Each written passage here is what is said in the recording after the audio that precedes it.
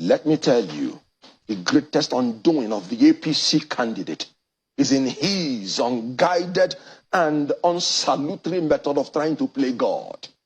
Remember, we talk about the Lord of Bodleian, and he has an uncanny relationship with the king of Babylon, the city of corruption. Recall that Nebuchadnezzar said that he built the hanging gardens of Babylon, not God. And God warned him, be humble and give respect to me, and he refused. And God struck him and he became a human monkey.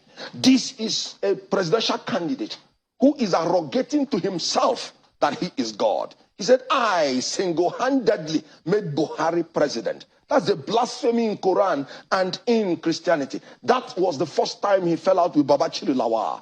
Babachiri Lawal said, don't play God. You are arrogant.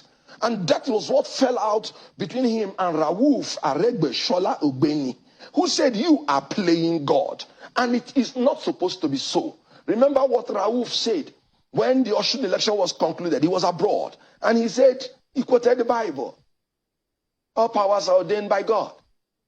And he giveth it to whoever he wishes, including the basest of men. But look at Bola Tinubu claiming that he is God. Whoever votes for Bola Tinubu is not a true Christian or a true Muslim, because he has blasphemed the Quran and blasphemed the Bible. In Quran, they said, all powers belong to Allah, and Allah giveth it to whomsoever he wishes. If President Buhari supports Bola Tinubu, he is not a true Muslim, because Bola Tinubu has said he single-handedly made Buhari president, which is a blasphemy in Islam. That is what is killing them. They don't have respect for people. Babachiri Lawal told you that Tinubu is already feeling that he is the president because he is playing God. In the whole Yoruba land, he said it is his turn when it comes to Yoruba land. Who told him that? Ayo Adebanjo, the revered leader of Afenifere, was in Ibadan, the capital of the Southwest, to tell the Southwest that Peter Obi is the next president of the Federal Republic of Nigeria. So wherever you go to, in any pool you want to describe, Peter Obi is the chosen person because he's a man of character, capacity, and competence. And his candidacy is built on a foundation of equity, fairness, and justice. Must be grinning in the waiting room when you were listening to the endorsement from someone like Mr. Babachiri Lawal. How does that come to your principle and your party? Well, it is very exciting. It is a confirmation to what I've always told you, that Peter Obi is the only option. And this was the conclusion that Babachiri Lawal reached. That after deliberations, they came to the inevitable conclusion that the only option was Obi-Dati presidential ticket, because it represented the equity, justice, and fairness, which is the foundation that the competence, character, and capacity of these two gentlemen will be built on. You know the reason why at least Atiku Abubakar was feeding them with ethnic jingoism. Northerners should support the North when they have not even seen any benefit that their Northern Muslim brothers have been governing them. Whereas Tinubu has caused the greatest disaffection and division amongst them on religious line. P2B went to the North and offered them immediate, decisive, and long-lasting security.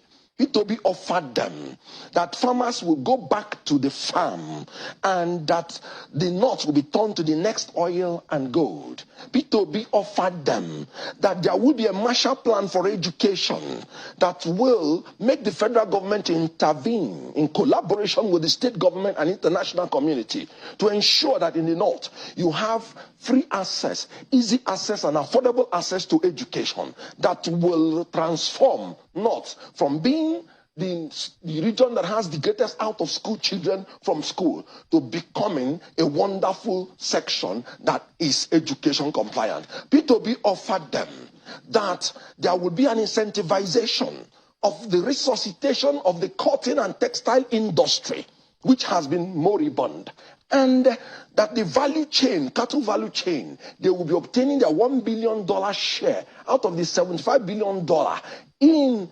2025.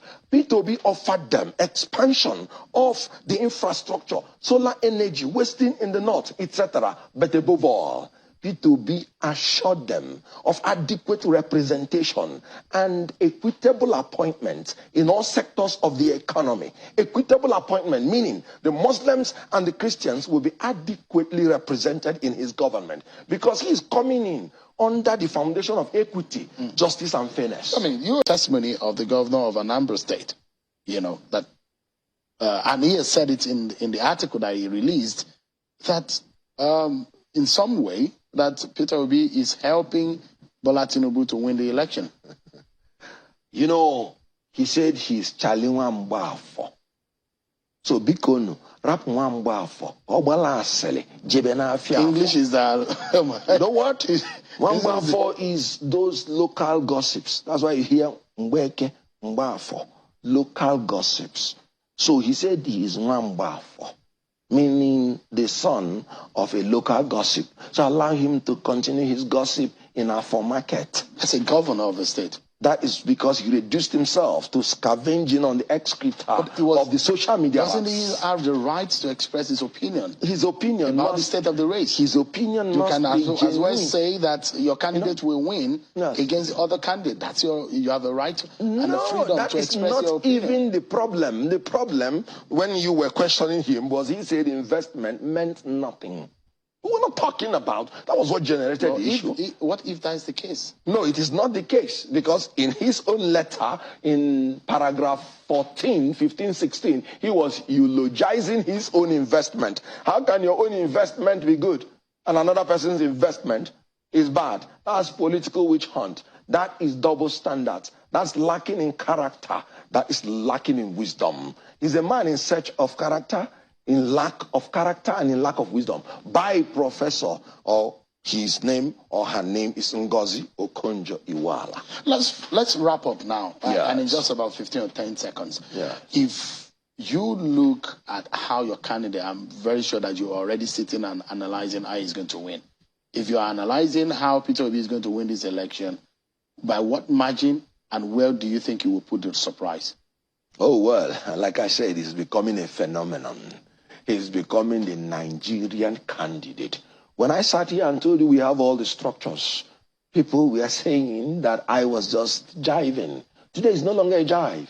The whole Muslims are with them. Yes, because the whole Muslims cannot understand why a Tinubu can no longer even cognitively align his thoughts to make coherent sense. Would you want such a man who is blah, blah, Buhari, church rat, eating unpoisoned Holy Communion? God bless PDAPC, a non-existent party. Would you want such a man who has become a food for comedians and creating comic relief to stand shoulder by shoulder to other presidents in the world? No, it is not acceptable.